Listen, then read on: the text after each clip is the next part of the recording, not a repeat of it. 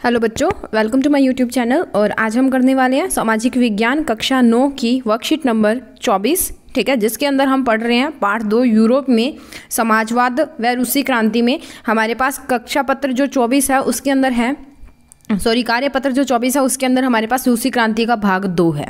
इससे पहले हमने भाग 1 किया था, ठीक है, 1 किया था। अब रूसी क्रांति में समाजवाद का आना, रूस में समाजवाद का आना, तो इसके अंदर हमें टॉपिक्स दिए हुए हैं। सबसे पहला है जो हमारा पेरिस कम्यून था उसके बारे में, ठीक है। क्या हुआ था कि 1871 ईस्वी के अंदर जो पेरिस नगर परिषद पर कामगारों, मजदूरों, पेशेवरों, आम लोगों, राजनीतिक कार्यकर्ताओं और ने जबरन जन सरकार के रूप में कब्जा कर लिया था। 1871 के अंदर क्या हुआ था कि एक कम्यून, यानी कि जिसको पेरिस कम्यून बोला जाता है, जिसके अंदर कौन कौन लोग थे, नगर परिषद पर जो था किसका हक हो गया था, कामगारों का, मजदूरों का, पेशेवरों का, आम लोगों का और राजनीतिक कार्यकर्ताओं का हो गया था, ठीक है। इस घटना ने दुनिया भर में समाजवादियों को समाजवादी सरकार बनाने की प्रेरणा दी। यहीं से मजदूरों का लाल झंडा कम्युनिस्टों यानी कि क्रांतिकारियों का झंडा स्वीकार किया गया।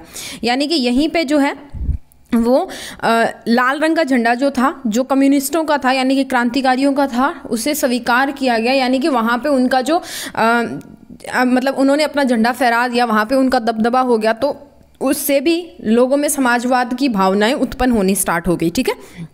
ये होगी बात पेरिस कम्यून की, ठीक है। 1905 की क्रांति के बाद जार ने ड्यूमा बनाने की सहमति से राजनीतिक अधिकारों जैसे वोट के अधिकार से रूसी जनता का परिचय हुआ। 1905 में क्या हुआ कि जो एक आप बोल सकते हो कि मतलब रूसी क्रांति जो पीरियड था, मतलब प्री का मतलब हम बोल सकते हैं थोड़ा सा पहले, एक छोटी क्रांति आप उसको रूसी क्रांति बोल सकते हो, ठीक है, छोटी रूसी क्रांति उसको आप बोल सकते हो। तो उसके प्रभाव से क्या हुआ कि 1905 से पहले क्या था कि मजदूरों का शोषण होता था, औरतों का शोषण होता था, कम वेतन उनका दिया जाता था, या काफ़ी सारी जो समस्याएं थी वो होती थी। पर उसके बाद में क्या हुआ, 1905 में जार ने क्या किया, ड्यूमा नाम की एक कंसल्टेटिव पार्लियामेंट थी, जो एक संसद जो जिसको बोलते हैं सलाहकार जो संसद होती है, वो बनाई, ठीक है। उसके अंतर्गत लोगों को वोट डालने का अधिकार दिया गया। पर इसने क्या किया, जल्दी ही पहली ड्यूमा को ख़त्म करके दूसरी ड्यूमा बना ली, और दूसरी ड्यूमा को ख़त्म करके तीसरी ड्यूमा बना ली, और इसने वोट डालने का जो अधिकार है उसको भी सीमित कर दिया।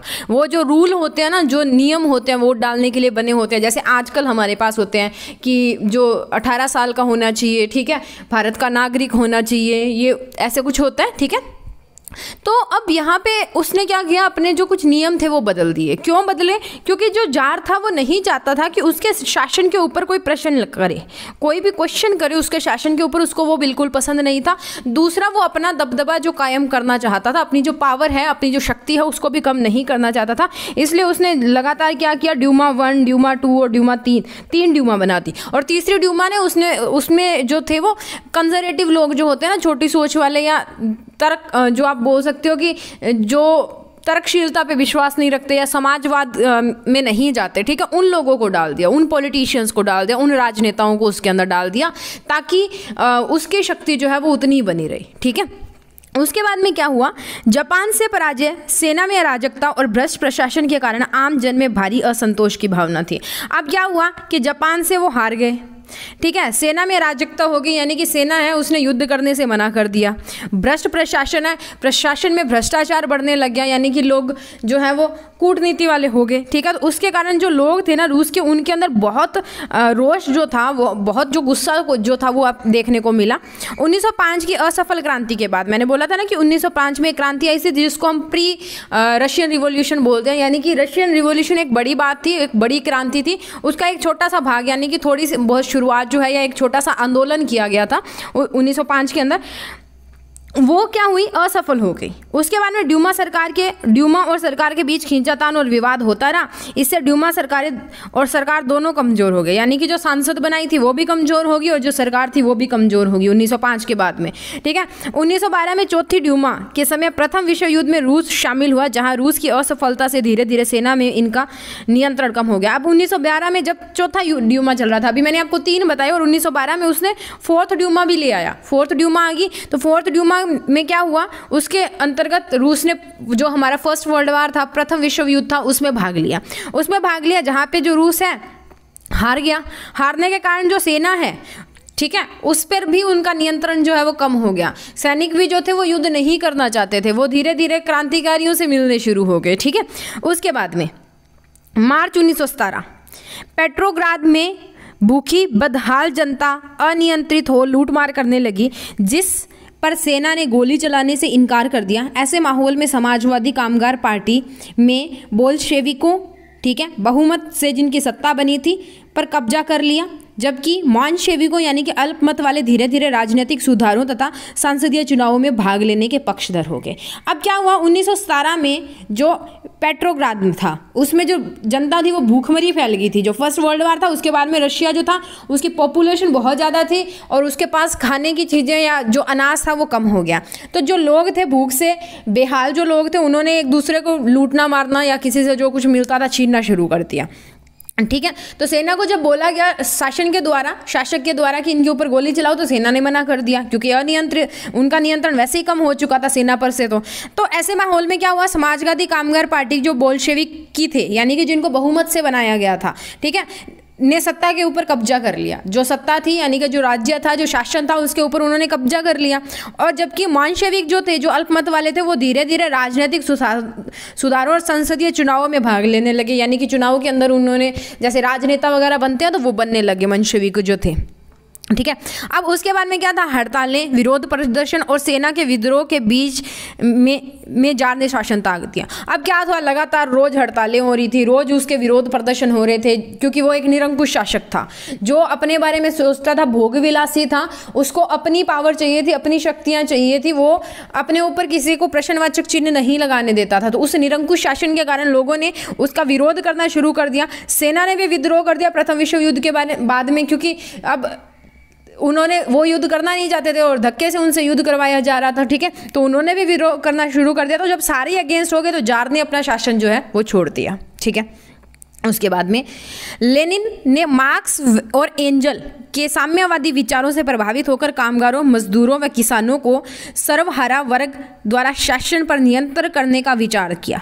ठीक है, सर्वहारा मतलब सबका सहारा, सबका, ठीक है, सब ने मिलके, हर कोई एक दूसरे का सहारा बनेगा। ठीक है, तो लेनिन ने क्या किया, मार्क्स और एंजल के जो हमारे पास जो थे उनके साम्यवादी जो विचार थे, यानी कि समाज को साथ में लेके चलना, सबका कल्याण करने वाले जो विचार थे, उनसे प्रभावित होकर कामगारों को, मजदूरों को, किसानों को सर्वहारा वर्ग के द्वारा उसको जो नियंत्रण जो था, यानी कि शासन पर नियंत्रण जो होता है या शासन करने का, शासन पे हक जमाने का अधिकार जो विचार है वो दिया। विश्व में पहली बार मार्क्स के साम्यवादी सिद्धांतों को मूल रूप देते हुए या मूर्त रूप देते हुए लेनिन ने सर्वहारा वर्ग की राजनीतिक सत्ता स्थापित की। लेनिन एक समाजवादी क्रांतिकारी, राजनीतिज्ञ, राजनीतिक सिद्धांतकार थे। लेनिन 1917 से लेके 1924 तक सोवियत रूस और 1922 से लेके 1924 तक सोवियत संघ का संघ शासन के प्रमुख रहे थे। ठीक है, लेनिन के बारे में इन्होंने आपको बता दिया। ठीक है, अब ये थे हमारे पास आज की वर्कशीट के अंदर जो मटेरियल था, जो डाटा था, कंसेप्चुअल जो चीज़ें थी वो। अब बात करते हैं हम क्वेश्चंस की।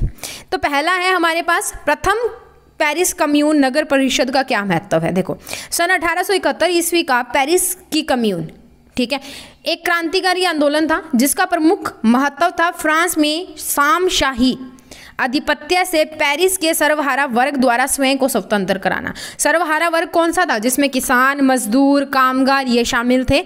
ठीक है, उन सब के द्वारा किया गया एक आंदोलन था जिसमें वो चाहते थे कि वो फ्रांस के जो सामशाही जो आधिपत्य है उससे अपने आप को मुक्त करवा सके। ठीक है, उसके बाद में दूसरा क्वेश्चन है, 1905 के बाद रूस में क्या राजनीतिक बदलाव देखने को मिले या क्या क्या बदलाव जो है वो सामने आए। 1905 की असफल क्रांति के बाद में ड्यूमा से सरकार के बीच में खींचातान और विवाद होता रहा। इससे ड्यूमा और सरकार दोनों कमजोर हो गए।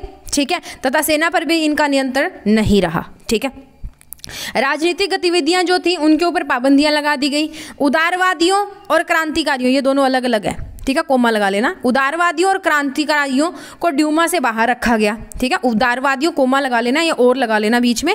उदारवादियों और क्रांतिकारियों को ड्यूमा से बाहर रखा गया।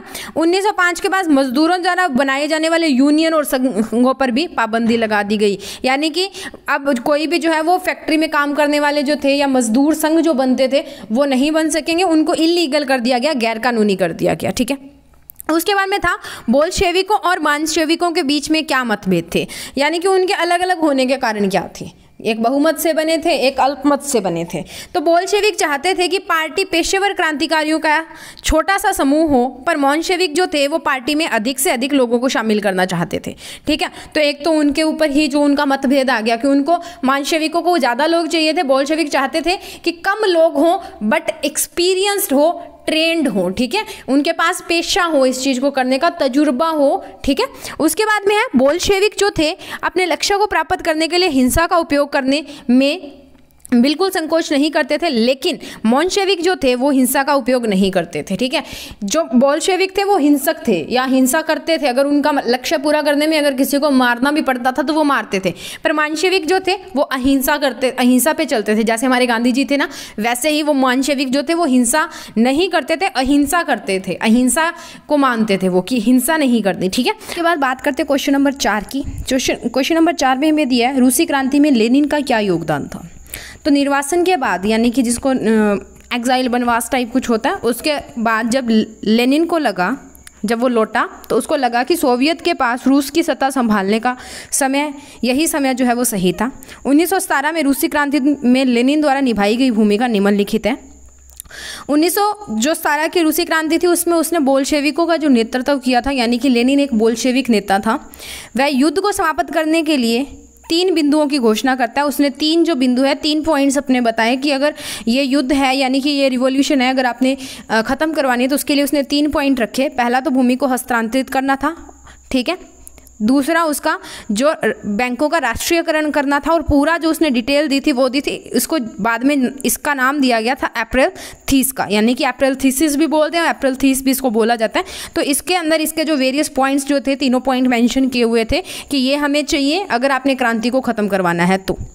उसके बाद में तीसरा पॉइंट है, उन्होंने कट्टरपंथी भूमि सुधारों की शुरुआत की, जिसके कारण रूस एक समाजवादी समाज के रूप में विकसित हुआ। ठीक है, उन्होंने कट्टरपंथी भूमि सुधारों की, यानी कि भूमि के सुधार के लिए, किसानों के सुधार के लिए, समाज के सुधार के लिए उसने मतलब पूरा वो रूढ़ हो गया, रूढ़िवादी, रूढ़ मतलब जिसको बोलते हैं कि उसने वो सुधार लाना चाहता था। उसके लिए उसने अपने जो पॉइंट्स थे वो पहले ही क्लियर कर दिए थे। वह अक्टूबर की क्रांति के पीछे बल चला रहा था, यानी कि अक्टूबर की क्रांति के पीछे जो मेन बंदा था वो लेनिन ही था। अंततः सोवियत संघ का गठन का कारण बना, और उसके बाद में वो सोवियत संघ के गठन का कारण भी बना। उसके बाद में जो होम वार हुआ था 1917 से 1922 के बीच में, यानी कि गृह युद्ध में बोल्शेविकों की जो जीत थी, उसमें लेनिन का बहुत महत्वपूर्ण जो योगदान था। ठीक है, तो ये था लेनिन का योगदान। आप अपने क्वेश्चंस को अब यहाँ से पोज करके इस क्वेश्चन को आप नोट कर लीजिए। उसके बाद में मैं आपको सारी क्वेश्चंस दिखा देती हूँ, आप पोज करके अपने क्वेश्चंस को नोट कर लेना। ठीक है, so this is question number 4। उसके बाद में चलते हैं क्वेश्चन नंबर 3 की तरफ। इसको आप यहीं पर पोज करके लिख लीजिए। ये है हमारे क्वेश्चन नंबर 3 और क्वेश्चन नंबर 2, यानी कि प्रश्न नंबर 2 और प्रश्न number 3। You can pose it and right it on your notebooks. ठीक है, उसके बाद में जो आपको मैंने बोला था, यहाँ पे आपने और लगाना है, चाहे आप कोमा लगा लो। ठीक है, और ये हो गया है। ठीक है, हो गए आएगा। ठीक है, क्लियर। तो ये आप पोज करके आप लिख लीजिए इसको भी। उसके बाद में हम चलेंगे अपने नेक्स्ट क्वेश्चन नंबर 1 के ऊपर। तो ये है हमारा क्वेश्चन नंबर 1। तो एक पिक में तो ये पूरा नहीं आएगा, इसलिए मैंने आपको अलग अलग करके ये दिखा दिया कि कौन सा क्वेश्चन कितना का है। ठीक है, सो ये थी हमारी वर्कशीट नंबर 24 कक्षा 9 के लिए सामाजिक विज्ञान की, जिसके अंदर हम इतिहास का पार्ट 2 कर रहे हैं, और ये आपकी 29 अगस्त की वर्कशीट है।